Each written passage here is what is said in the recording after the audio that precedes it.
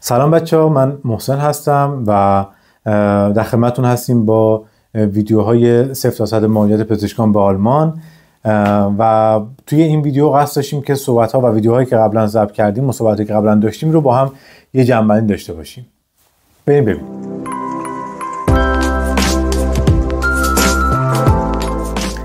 خب بچه، من دوباره خودمون معرفی میکنم.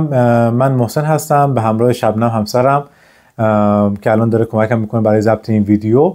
قبلا هم ویدیوهایی در مورد مسیر مهاجرت پزشکان به آلمان گذاشتیم و قصدمون هم این بود که همیشه تجربیاتمون رو به شما به اشتراک بذاریم و از اینجا بعد ویدیوهامون متوقف شد به خاطر خب درگیری‌های شخصی که برام پیش اومد تو این مسیر مهاجرت و الان خواستیم دوباره شروع کنیم به این کار. به هر حال اتفاقاتی که پیش اومده برامون، چیزهایی که میتونیم باهاتون صحبت کنیم در موردش رو بیایم اینجا با هم صحبت کنیم. خب من میخوام خیلی به ترتیب و هدفمند پیش بریم با هم و اون موضوعاتی که یادداشت کردیم رو من و شبنم باهاتون صحبت کنیم در موردش، در مورد اینکه خب تو این چند وقت اخیر چه تغییراتی داشتیم در حدی که ما میتونیم بهتون کمک کنیم و در موردش صحبت کنیم و اینکه هدف ما از ادامه ویدیوها چیست و چه موضوعاتی رو میتونیم باهاش خدمتتون عرض کنم، دست و پنجه نرم کنیم که بتونیم باهاتون صحبت کنیم. اول که همونجوری که صحبت کردم، من محسن هستم. من و شبنم هر دو پزشک هستیم و الان در حال حاضر رزیدنت هستیم در آلمان. تقریبا 2 ساله که آلمانیم. ما هم همون مراحلی که صحبت شد رو پشت سر گذاشتیم به ترتیب. تقریبا چند ماه پیش ما هر دومون اپروباسیونمون رو گرفتیم و دیدیم به هر حال یه وقتی پیدا شده که بتونیم باهاتون در مورد این وقایعی که ما پشت سر گذاشتیم صحبت کنیم و به اضافه ای که خب به هر حال اصلاحاتی که به ویدیوهای گذشته و به هر حال هدفهایی که داشتیم در مورد آینده. در مورد به هر حال ویدیوهامون باید این نکته دیگه هم اضافه کنیم که بچه‌ها ما وکیل مهاجرتی نیستیم. ما صرفا مثل خودتونیم و داریم تجربیاتمون رو به شما میگیم و به هر حال ممکنه که وکلا نظرات دیگه‌ای داشته باشن، کارها جور دیگه پیش. ما به هر حال کارها رو طبق روال قانونی که هست و تجربه کردیم صرفا داریم باهاتون در موردش صحبت میکنیم. کامنت هایی گرفته بودیم مختلف. بعضی موضوعات واقعا در توان ما نیست در موردش صحبت کنیم، مثلا انواع دیگه مسیرهای مهاجرتی، تحصیلی، به هر حال کاری یا هر جور دیگه و روش های دیگه که ممکن وجود داشته باشه برای مهاجرت واقعا در حیطه اطلاعات ما نیست. در مورد موضوع قوانینی که در حال حاضر وجود داره بچه‌ها، ما خواستیم دوباره اینو بگیم که ویدیوهای قبلیمون که تو بعضی ویدیوها هم اتفاقا ذکر کردیم که واقعا برای همون زمان دقیقاً بروز بوده، هرچند که هنوز خیلی از بخشای ویدیوهامون و خیلی از ویدیوهامون هنوز بروز هست اطلاعاتش، ولی خب بعضی قسمت‌ها هم واقعا دستخوش تغییر شده و خب می‌خواستیم حتما دوباره این موضوع بگیم که باید حتما خودتون بچه‌ها به طور فعال هم بروز باشید. به هر حال از سایت‌های مختلفی که مربوط به این قضیه هست، از دوستان مختلف، از سایت‌هایی که مربوط به سفارت هست و امثال هم حتما استفاده کنید و کاملا بروز باشید اگه در مسیر مهاجرت قرار دارید به آلمان. موضوع دیگه که می‌خواستیم در موردش صحبت کنیم اینه که اصلا چرا از 2 سال پیش فعالیت ما کمتر شد. این بوده که ما تقریبا اون زمانهای مهاجرتمون هم ما یه سری ویدیوها گرفته بودیم، مثلا بچه در مورد چک لیستی که شما آماده کنید وقتی که میرید برای مصاحبه سفارت.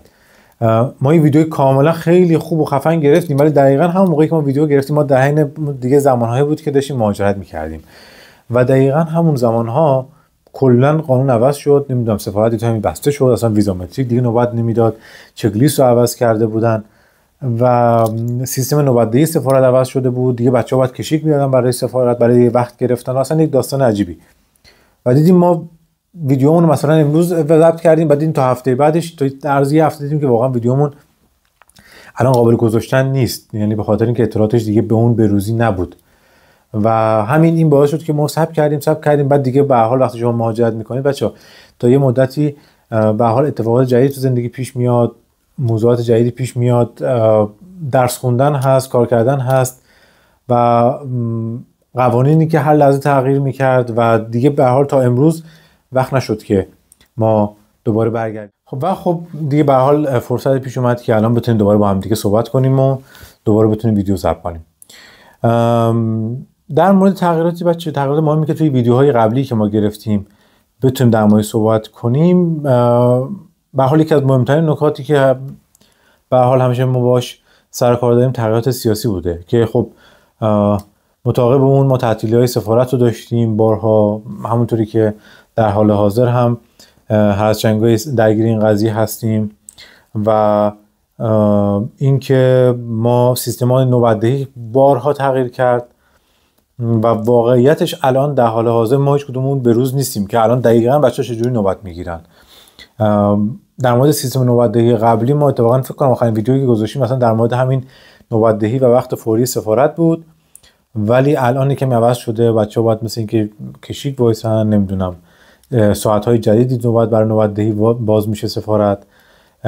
این موضوعی است که ممکنه یک کمی ویدیوهامون به روز نباشن در موردش و اصلا اون شرکت که کارهای سفارت انجام میداد، شرکت ویزامتریک، کلا عوض شده و شرکت دیگه‌ای به نام TLS کارا به عهده گرفته که خب زمزمه‌ای هست که حتی ممکنه تغییر مثبت و خوبی باشه، ولی خب لود کاری این شرکت در حال حاضر با توجه به انبوه درخواست‌های قبل از این قضایا که انباشته شده خب فعلا بالا هست و خب متعاقباً یک مقداری تأخیر در کارها پیش اومده. خب و باید ببینیم چی میشه واقعیتش.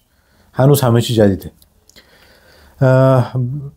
بحث تعطیلی‌های بعضی مراکز بوده از زمانی که خب به هر حال یکی دو سال اخیر ما با هم صحبت نکردیم. به هر حال یک سری مراکز زبانی تعطیل شد و باز شد، دوباره تعطیل شد و اینم موضوعی است که باید بچه‌ها دوباره خودتون در موردش یک کمی به طور اکتیوتر تحقیق کنید و حتما الان بچه‌هایی که در مسیر مهاجرت هستن و خوندن زبان آلمانی حتما اطلاعاتشون الان واقعیتش بیشتر از بنده هست. نوسانات ارزی خب نیاز به گفتن نداره، همیشه بوده و هست. اینم جزو تغییرات مهمی بوده که باید حواستون بهتون باشه. ما مثلا یادم میاد که اون موقع ما در مورد ارز دولتی هم شاید صحبت کرده باشیم تو ویدیوهامون. الان خیلی اعتبار نداره صحبت در مورد ارز دولتی و خب بیشتر بچه‌هایی که من میشناسم ارزششون رو به صورت ارز آزاد تهیه میکنن تا حد دیگه. من میدونم تغییراتی بوده بچه‌ها توی جزئیات چک لیست بعضی ایالت‌ها و خب تغییرات دیگه‌ای مثل سختی آزمون‌های فاخ‌فرکنتنیس که خب همیشه بوده و هست. قبل از ماها هم بوده این تغییرات، بارها امتحان‌ها سختیشون دستخوش تغییر می‌شده. خب الان هم اینجوری بوده. مثلا بعضی جاها در مورد خب چک لیست‌ها و دیبه بعضی جاها بوده که الان صدور دیبه یک مقداری طولانی‌تر شده باشه. خب من اسم ایالت نمیارم به خاطر اینکه واقعا این در لحظه تغییر میکنه و خب البته باید این جمله تکراری دوباره بگم که بچه‌ها باید به صورت اکتیو خودتون حتما به روز باشید در مورد خب اتفاقاتی که در مورد ایالت‌ها پیش میاد، چون انتخاب ایالت برای شروع به آلمان واقعا یکی از مهمترین کارهاست. در مورد صدور دیبه هم همونجوری گفتم خب یک سری ایالت‌ها بچه‌ها دیبه هاشون اصلا نحوه صدورشون یک مقدار تغییر کرد. یه سری مدارکی که مثلا میخواستن، مثلا من مثال میزنم واقعیتش هرچند که مثال جای درستی نیست، در مورد ایالت انقوه شما باید قبلا از ZSPA یه نامه میگرفتین به نام اشتانوتفمک اگه اشتباه نگم که قبلا خیلی سریعتر میدادن این رو و الان یه مقداری مثلا این بیشتر طول میکشه صدورش که بعد از این شما دیبه‌تون رو میگیرید. این یه مثالی بود که فقط خواستم بگم. خب ایالت دیگه هم هر کدوم جزئیاتش ممکنه تغییر داشته باشه.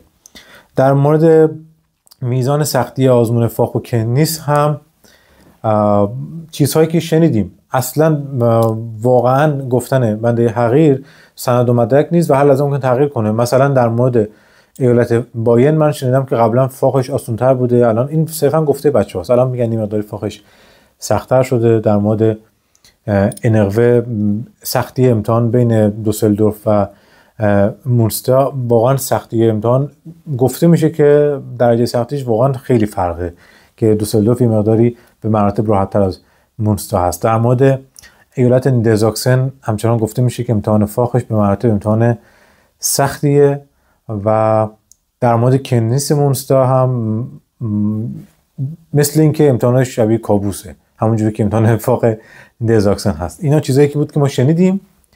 اصلا اهل شایعه پراکنی نیستیم، اهل اینکه بخوایم اطلاعات نادرست بدون نیستیم، صرفا شنیده رو گفتم. خودتون بروز باشید و همه اینایی که هم گفتم ممکنه هر لحظه تغییر کنه بچه‌ها. خلاصه که خب چیزایی که ما یادداشت کردیم در موردش با هم صحبت کنیم و امیدوارم کمکتون کرده باشه در مورد که بخواید وقتی به ویدیوهای قبلی ما نگاه می‌اندازید.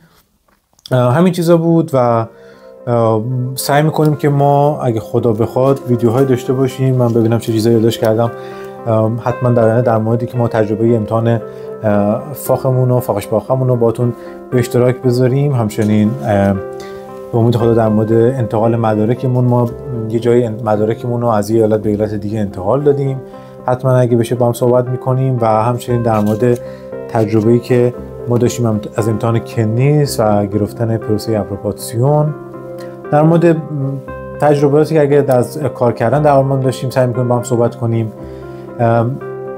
تجربیاتی که از زندگی در آلمان اگه به درتون بخوره صحبت میکنیم، چون خیلی از بچه‌ها از رشته‌های مختلف، هیت‌های مختلف دیدم که تو یوتیوب ویدیو میذارن. ما خودمون خیلی از ویدیوهاشون دیدیم، استفاده کردیم و خیلی چیزا خیلی جا گفته شده و واقعا اگه بخوایم ما در موردش ویدیو بسازیم توضیح مکرراته و ما سعی میکنیم چیزهایی که به درتون بخوره و جایی کمتر گفته شده باشه رو حتما با هم در موردش صحبت کنیم. پس منتظر ما باشید تا ویدیوهای بعدی.